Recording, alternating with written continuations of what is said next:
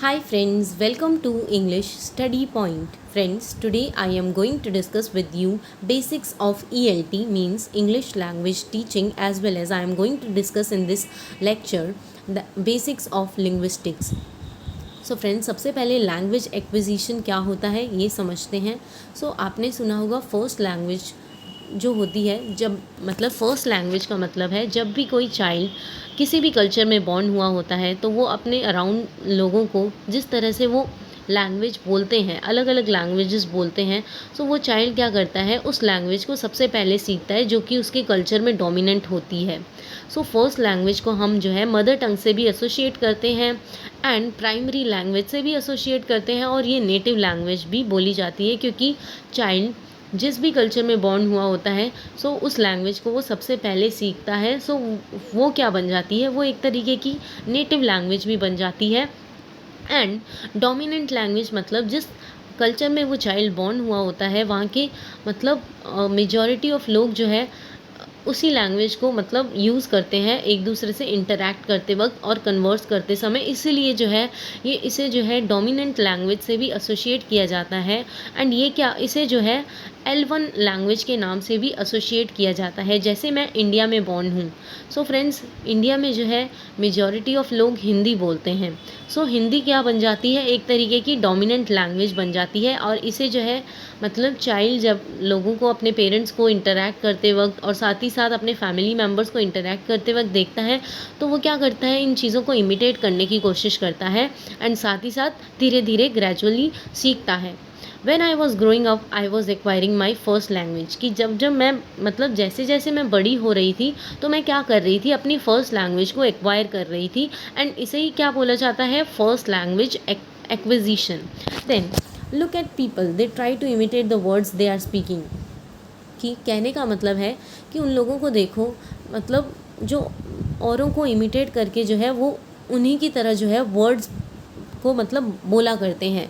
यानी लोग क्या करते हैं, दूसरे लोगों को जो है इमिटेट करके उनके वर्ड्स जो है फिर बोला करते हैं अपनी डे टू डे कन्वर्सेशंस में.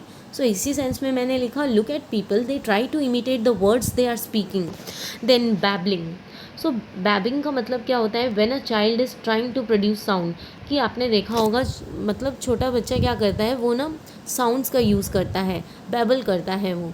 एंड उसे क्या बोल, it is the earliest form of language acquisition. इस बैबलिंग को क्या बोला जाता है, ये जो है एक तरीके की अर्लीस्ट फॉर्म बन जाती है लैंग्वेज एक्विजिशन की. Then infants produce sound based on what language input they receive. ये कहने का मतलब है कि इन्फेंट्स जो है जिस तरीके की लैंग्वेज इनपुट जो वो रिसीव करते हैं, यानी अपने अराउंड अपने पेरेंट्स को देखकर जो है वो लैंग्वेज को क्या करते हैं, वो रिसीव करते हैं एंड उसी के बेसिस पे वो साउंड्स को प्रोड्यूस करते हैं, जिसे बोला जाता है बैबिंग. एंड ये जो है एक तरीके की अर्लीस्ट फॉर्म है लैंग्वेज को एक्वायर करने की. One word. अब ये वन वर्ड क्या होता है, ये क्या है, एक मतलब बच्चा क्या करता है, पहले तो मतलब साउंड्स प्रोड्यूस करता है जब उसे बोलना नहीं आता है. देन फिर वो क्या करता है, थोड़ा बड़ा हो जाता है, 1 साल का हो जाता है, तो वो क्या करता है, वन वर्ड्स जो है वो बोल मतलब एक शब्द बोला करता है. ये क्या हो गया, next level of learning language. की एक वर्ड का, यानी चाइल्ड के एक वर्ड का बोलना, ये एक तरीके का नेक्स्ट लेवल है लैंग्वेज को लर्न करने का. एंड ये क्या होता है, वन वर्ड को हम बोलते हैं नॉन सेलेबिक वर्ड. एंड इससे एक इस वर्ड से, वन वर्ड से क्या होता है, हम जो है सेंटेंस फॉर्म कर पाते हैं. It helps in forming sentences. Then अब हम बात करते हैं second language acquisition. Learning of another language और learning a language beside the native language. कि कहने का मतलब है कि हम जो है अपनी नेटिव लैंग्वेज के अलावा कोई दूसरी लैंग्वेज को लर्न करते हैं, उसे बोला जाता है सेकेंड लैंग्वेज एक्विजिशन. एंड इसे हम जो है L2 लैंग्वेज के नाम से भी एसोशिएट करते हैं. This language is learn by the speaker after he learns his native language. कि ये चाइल्ड यानी मतलब एक चाइल्ड जो थोड़ा और बड़ा होने के बाद यानी 7-8 साल का होने के बाद वो क्या करता है, अपनी नेटिव लैंग्वेज जब वो पूरी तरीके से सीख जाता है तब वो जो है नेटिव लैंग्वेज को के अलावा भी जो दूसरी लैंग्वेज को सीखता है उसे जो है सेकेंड लैंग्वेज एक्विजिशन बोला जाता है। Then this is language you acquire after first language, कि सेकेंड लैंग्वेज वो लैंग्वेज होती है जिसे हम फर्स्ट लैंग्वेज के बाद एक्वायर करते हैं।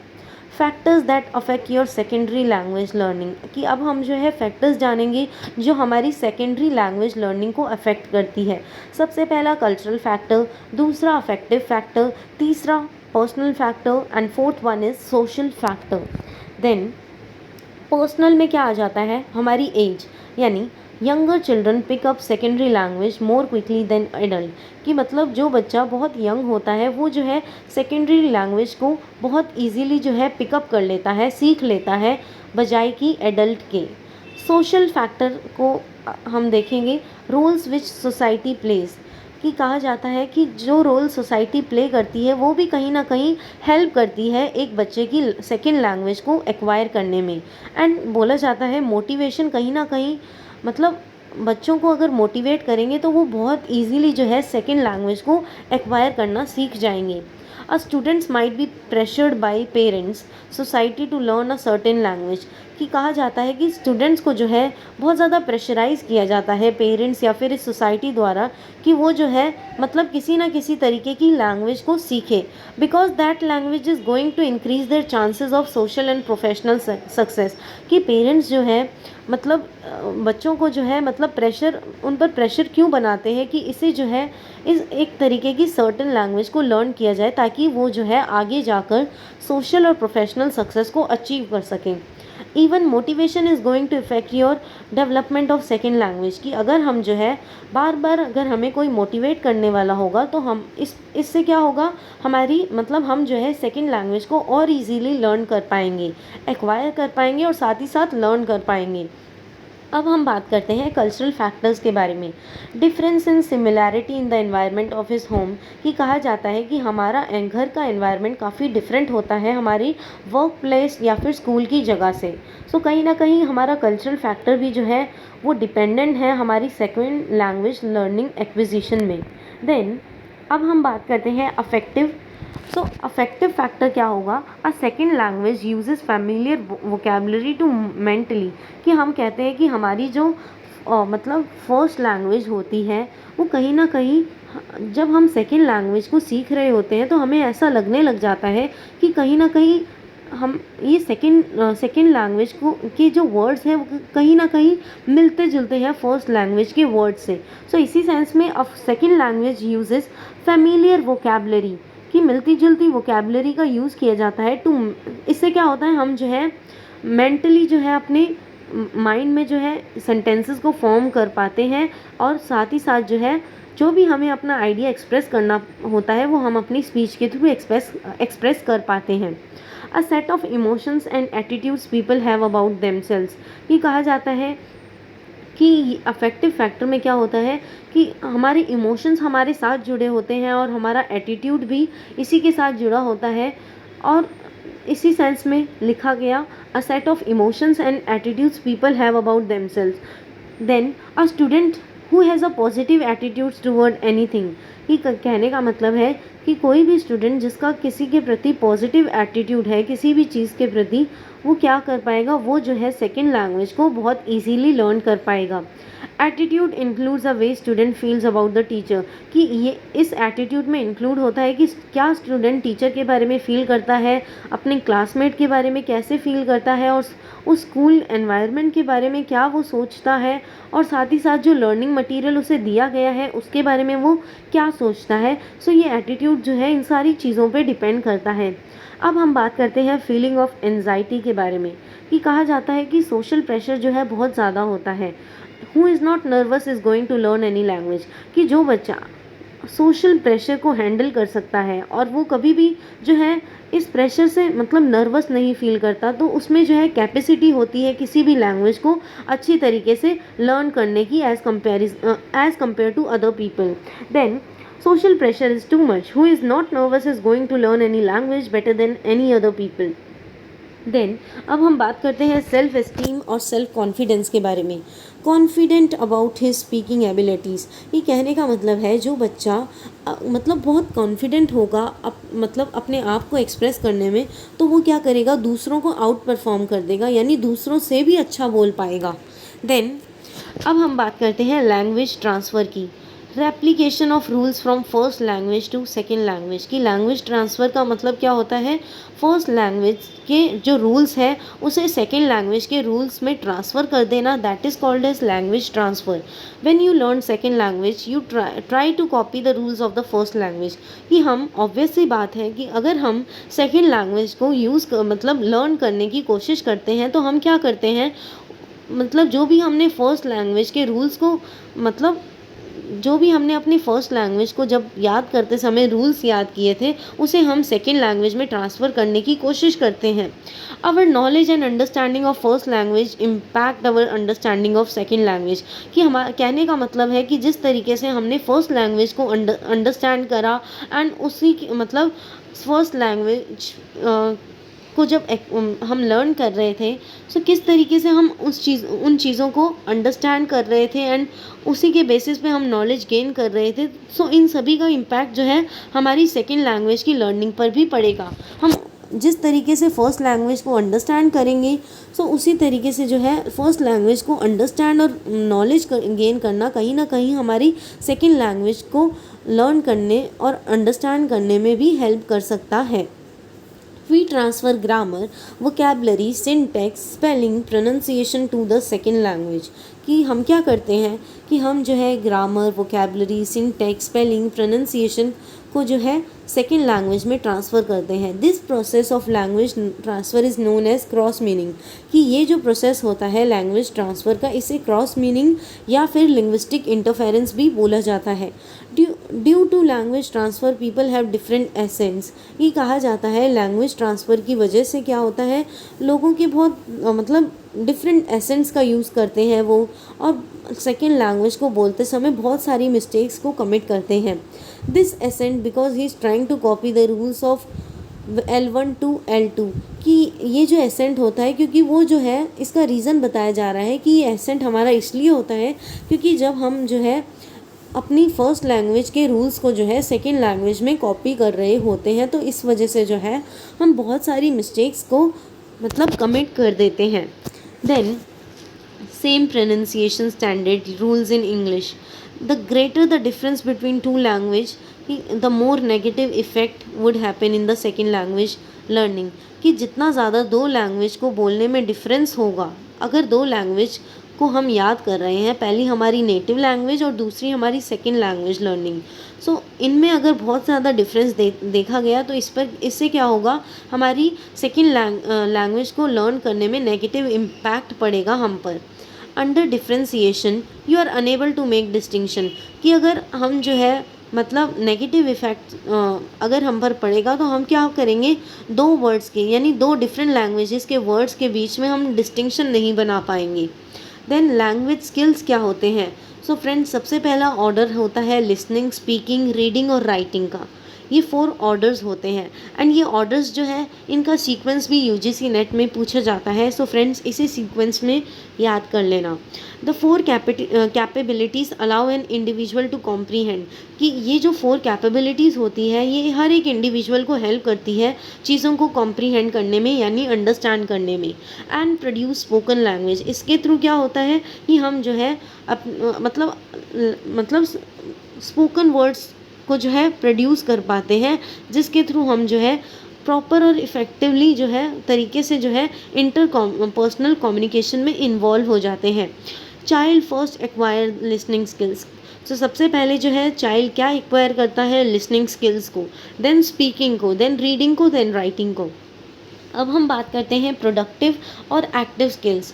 सो प्रोडक्टिव और एक्टिव स्किल्स के अंदर आती है राइटिंग और स्पीकिंग। राइटिंग और स्पीकिंग इसमें क्या करता है, लर्नर जो है अपनी लैंग्वेज जो है खुद प्रोड्यूस करता है। देन अब हम बात करते हैं पैसिव और रिसेप्टिव स्किल्स। सो इसमें क्या होता है, रीडिंग और लिसनिंग आ जाती है। Learners need to produce language when they are reading और लिसनिंग। जब भी लर्नर जो है रीड या फिर सुन रहा होता है, लर्नर को क्या करना पड़ता है, अपनी लैंग्वेज को खुद प्रोड्यूस करना पड़ता है रीडिंग और लिसनिंग को करते समय। Reading is going to contribute to development of writing, कि जितना मतलब हम जितना ज़्यादा रीड करेंगे उतना जो है हमें हमारी जो रीडिंग है वो हमें इफ़ेक्टिव आइडियाज़ प्रोवाइड करेगी, जो कि हमें हेल्प करेगी लिखने में, राइटिंग में। ईयर ट्रेनिंग क्या होती है, अचीव बाय डिक्टेशन, कि ईयर ट्रेनिंग को हम डिक्टेशन या फिर लिसनिंग एक्सरसाइज के थ्रू अचीव कर सकते हैं। व्हेन अ चाइल्ड और an adult train to listen to the sounds, कि जब भी चाइल्ड को जो है इस तरीके से ट्रेनिंग दी जानी चाहिए कि वो जो है साउंड्स को सुने, नई लैंग्वेज की साउंड्स को सुना करे और उन्हें अंडरस्टैंड करे और पूछा करे, क्वेश्चनिंग करा करे कि इनका मतलब क्या होता है। इसे बोला जाता है ear training. Only through ear training that listening develops, कि ईयर ट्रेनिंग के थ्रू क्या होता है, लिसनिंग स्किल्स डेवलप होती हैं। कि जैसे एग्जांपल हमें जो है रेडियो चैनल्स, पॉडकास्ट, सॉन्ग्स, इन सभी को जो है सुनना चाहिए। देन अब हम बात करते हैं मल्टीलिंगुअलिज्म पे। सबसे पहले हम बात करेंगे बायलिंगुअल बायलैंग्वेज लैंग्वेज क्या होती है। बायलिंगुअल लैंग्वेज, जब हम दो लैंग्वेजेस को फ्रीक्वेंटली यूज़ कर पाएँ, that is called as bilingual language. Having the ability to use various language with the same amount of fluency, कि कहने का मतलब है कि अलग अलग तरीके का लैंग्वेज का यूज़ करना और सेम ही तरीके की फ्लुएंसी के साथ, मतलब अलग अलग लैंग्वेजेस को मतलब बोलते समय लोगों को अपने आइडियाज़ को एक्सप्रेस करना with the same fluency, that is called as bilingual. Then multilingualism, when a person is fluent in more than 2 languages, कि एक इंडिविजुअल जो मतलब 2 से ज़्यादा लैंग्वेजेस को फ्लुएंटली बोल पाए, that is called as multilingualism. It happens when one person migrates from one to another place. ये कब होता है, जब एक इंसान जो है दूसरी जगह पर चला जाता है एंड वहाँ की जगह वो वहाँ उस जगह पे रहकर वहाँ की लैंग्वेज को एक्वायर करता है। इस तरीके से जो है मल्टीलिंगुअलिज्म, ये जो है मल्टीलिंगुअलिज्म का कॉन्सेप्ट होता है। Then forms, one form focuses on how language functions, कि एक जो फॉर्म होती है वो मतलब फोकस करती है कि किस तरीके से लैंग्वेज जो है सोसाइटी में वर्क करती है। Such as when a person can communicate in different languages, कि कहा जाता है कि किस तरीके से जो है एक इंडिविजुअल कम्युनिकेट कर सकता है डिफरेंट लैंग्वेजेस, और डिफरेंट सेटिंग्स में रहकर डिफरेंट लैंग्वेजेस को कम्युनिकेट कर पाता है, and speak more than 2 languages in the same level of fluency, की कोई भी इंसान अलग अलग सेटिंग्स में यानी अलग अलग जगहों में रहकर सेम फ्लुएंसी के साथ 2 से ज़्यादा लैंग्वेज बोल पाए, that is called as multilingualism. Then अब फ्रेंड्स हम इंपॉर्टेंट क्वेश्चंस के ऊपर देखेंगे। Which of the second language learner slightly acquire second language most easily. Answer है language learning in school, interacts in hostels, tries to learn second language for career advancement, living in the country where second language is spoken. Then एक statement आई थी, language teaching should give importance to writing rather then speech. ये incorrect है। A test of listening comprehension is a test of receptive skills.